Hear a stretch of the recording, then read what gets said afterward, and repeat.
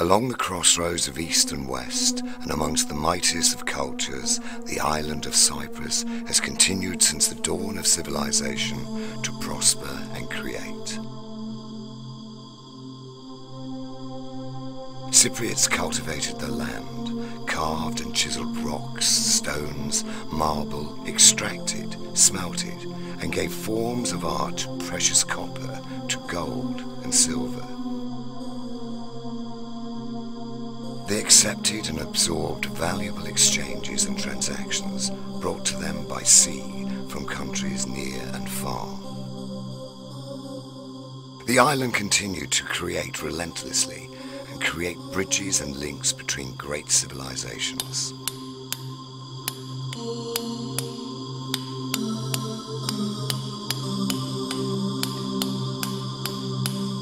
Cyprus culture has existed for millennia and has left indelible footprints deeply engraved on the world's cultural map.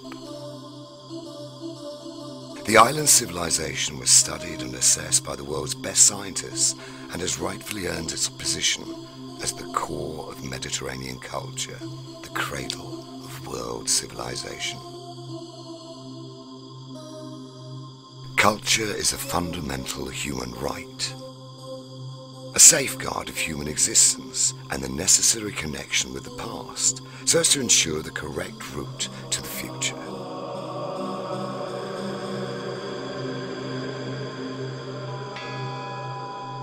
It is an expression of society and an essential tool of education.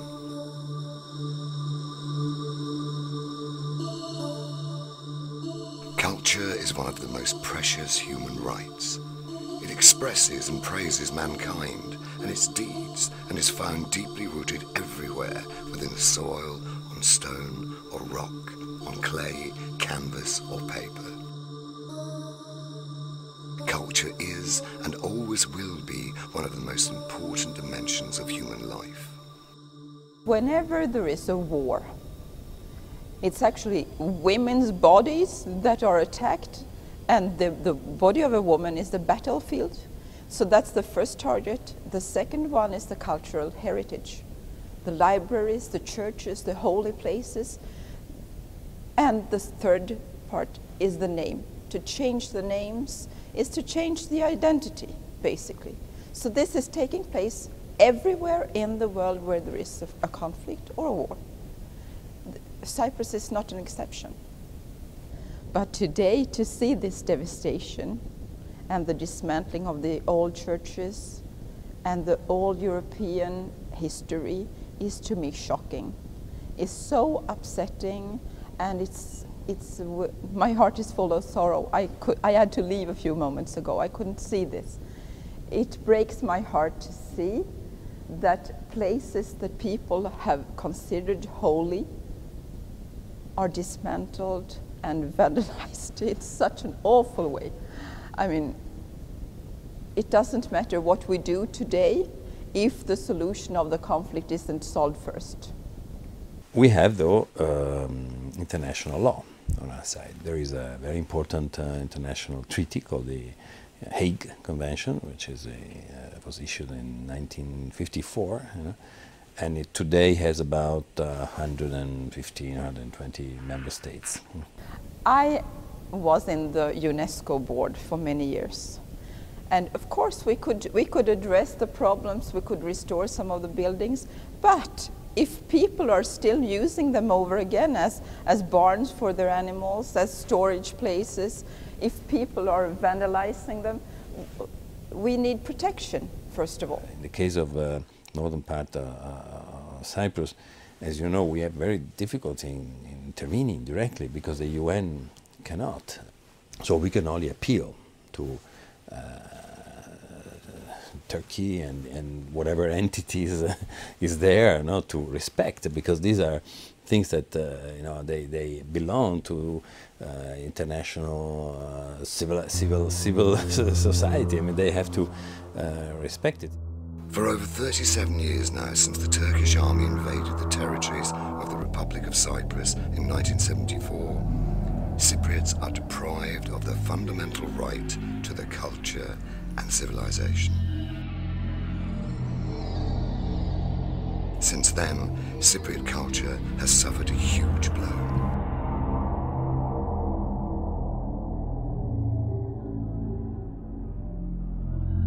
Looting and destruction of Christian monuments, illegal exportation of works of art, illegal excavations within sites belonging to the Department of Antiquities of the Republic.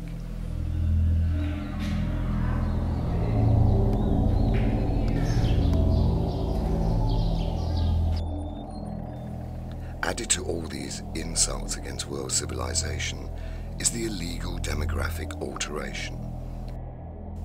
More than 1,600,000 settlers have been brought over from Turkey since 1974, altering in this manner the demographic character of the island. Since 1974, numerous mosques have been built in the occupied part of Cyprus, altering in this way not only the character, but also the history of this island.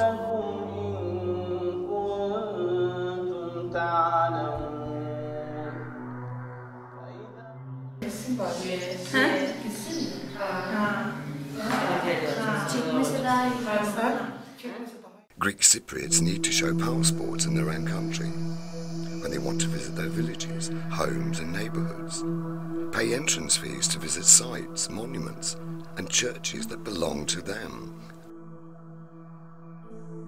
The original Greek names of the villages of Cyprus are printed on maps dating to the Middle Ages. They are to be found in porcelain charts and a solarea. And yet, Turkish names were given to villages, to roads, to place names, to monuments. Cypriot traditions, cultural richness, all perish under the boots of the Turkish soldiers.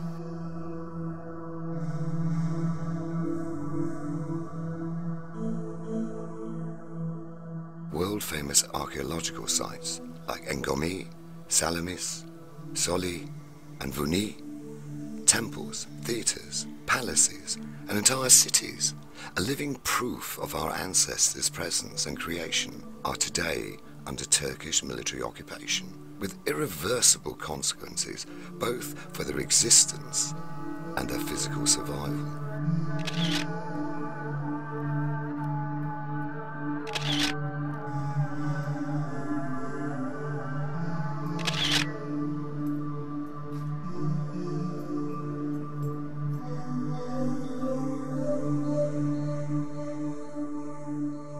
Museums were looted, private collections sold abroad. International conventions govern archaeological excavations carried out in areas under military occupation.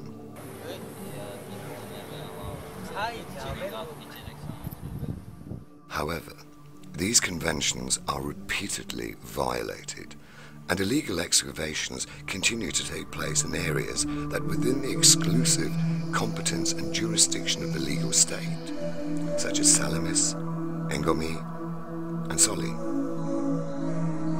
Findings illegally exported, disrupting in this manner the continuity of our civilization. And all this is done without any conviction or any serious consequences for Turkey.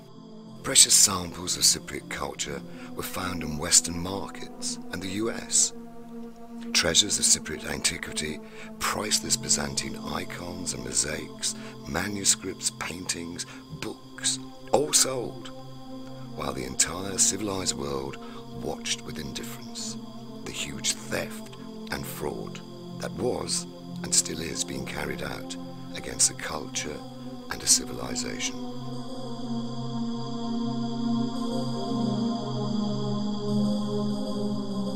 The 575 Christian monasteries, churches and chapels are held hostage by the Turkish army that continues to occupy the northern part of Cyprus.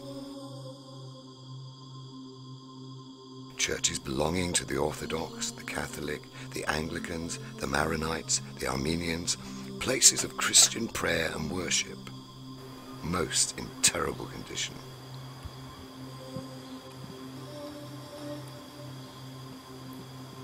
Some turn to warehouses, or junkyards, or restaurants, all unprotected, uncared, empty of the valuable and cherished contents, all left wide open to the northerly winds and rain.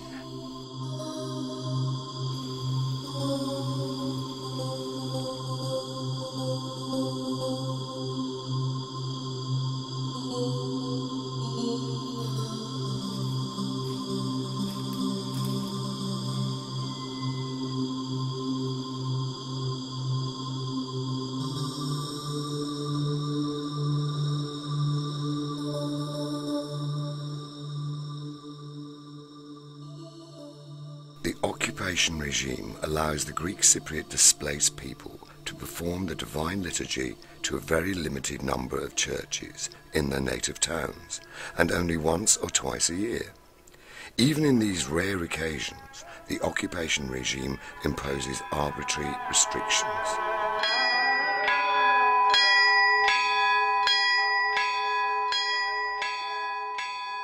People are not allowed to pray in their churches. People cannot exercise this basic human right. Since 1974, 19 churches and chapels dating from the 15th to the 19th centuries have been completely destroyed, eradicated from the cultural map. 100 churches are in a terrible state and are in imminent danger of collapsing. 85 churches were turned into mosques.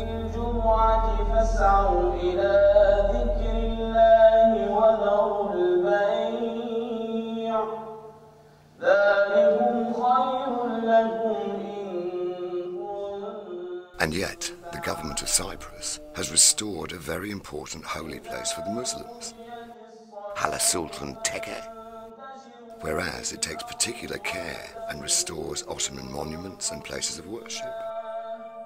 A Gothic church in Nicosia, St. Mary of the Augustines, that was transformed to a mosque in 1570 and belongs to the Antiquities Department of the Republic of Cyprus, was offered to the Muslim population in Nicosia for their religious needs.